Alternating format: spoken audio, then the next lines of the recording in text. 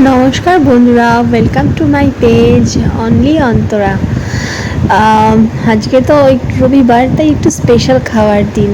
তাই ভাবলাম যে আজকে কুমড়ো পাতায় চিংড়ি পাতুরি খাবো। দেখো, আমি এখানে কুমড়ো পাতাগুলো ভালো করে জলে ধুয়ে জল ঝরাতে ধুয়ে দিয়েছি। আর এখানে আমি সর্ষে, পোস্ত, নুন, লঙ্কা একটু মিক্সিতে পেস্ট করে চিংড়িগুলো একটু সরষের তেল দিয়ে ম্যারিনেট করে রেখেছি। ম্যারিনেট করে রাখলে একটু মশলাটা মাছের ভেতরে ঢুকবে। আর এখানে দেখো, আমি পাতাটাকে ভালো করে জল ঝরিয়ে নিয়ে নিয়েছি। এইবার আমি এই পাতাটার মধ্যে চিংড়ি মাছগুলো সুন্দর করে সাজিয়ে দিয়ে দেবো। আর দেখো, এবার আমি চিংড়ি মাছগুলো এই দেখো দিয়ে দিচ্ছি। সুন্দর করে চিংড়ি মাছগুলোকে তিনটে চারটে, তোমরা যেরকম যেরকম খেতে ইচ্ছা হয় দুটোও দিতে পারো, একটাও দিতে পারো, সেটা সাইজের উপর ডিপেন্ড করছে।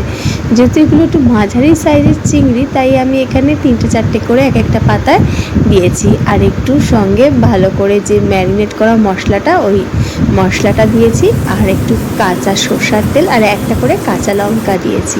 আর এই পাতাটাকে দেখো সুন্দর করে ফোল্ড করে দিয়েছি। এই পাতাগুলোর জলে ভালো করে ধুয়ে যখন জল রেখে দেবে, তখন পাতাগুলো বেশ সুন্দর একটু নেতিয়ে যায়। আর আলাদা করে সুতো দিয়ে বাঁধার দরকার পড়ে না। তাই এরকম করে দিলে আমার আর সুতো দিয়ে বাঁধতে লাগেনি। আর খুব তাড়াতাড়ি পাতাগুলো ভাঁজ হয়ে গেছে।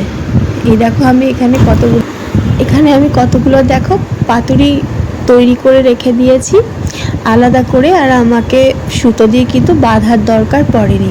এবার আমি পাতুরিগুলোকে একটা একটা করে ফ্রাইং প্যানে অল্প আঁচে ফ্রাই করে নেব। তোমরা চাইলে এটাকে স্টিম দিতেই পারো, কিন্তু আমি এখানে এগুলোকে ফ্রাইং প্যানে ফ্রাই করব একদম নেভা আছে। তার জন্য আমি একটা ফ্রাইং প্যানে সামান্য সরষের তেল নিয়েছি। তোমরা চাইলে এখানে কিন্তু সাদা তেল ব্যবহার করতেই পারো, কিন্তু আমার মনে হয় যে সরষের তেল ইউজ করলে খাবারটা আরও বেশি টেস্ট হয় পাতুরিগুলো। আমি এখানে দেখো সরষের তেল নিয়েছি এবং গরম হওয়ার জন্য খানিকক্ষণ অপেক্ষা করেছি। এবার তেলটা দেখো গরম হয়ে গেছে, ধোঁয়া উঠছে দেখো তেলটা। তো আমি গ্যাসের ফ্লেমটাকে কিন্তু আবার নিভিয়ে দিয়েছি। তারপর একটা একটা করে পাতুরিকে আমি ফ্রাইং প্যানে দিয়ে দিয়েছি। তবে হ্যাঁ, হাই ফ্লেমে কিন্তু ভাজবে না, সবসময় লো ফ্লেমে ভাজবে, একদম নিভা আছে যেটাকে বলে। তাতে মশলাটা ভালো সুন্দর করে কুকও হয় আর খেতেও অনেক বেশি স্বাদ হয়। আমি এখানে একটা একটা করে পাতুরি ফ্রাইং প্যানে দিয়ে দিয়েছি। আর দেখো, আমার এগটা কিন্তু হয়ে গেছে।